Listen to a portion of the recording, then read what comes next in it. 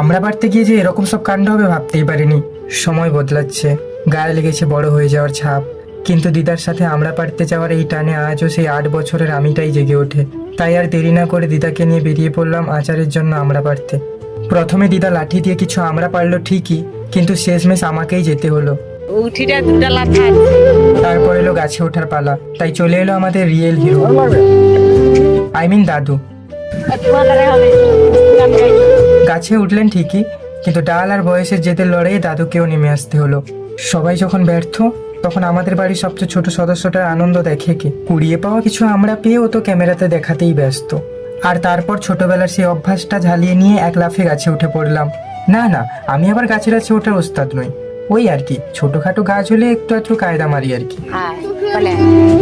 বয়স বাড়ার সাথে সাথে জীবন হয়তো বদলায়, কিন্তু পরিবারের সাথে কাটানো এই ছোট ছোট মুহূর্তগুলো রয়ে যায়।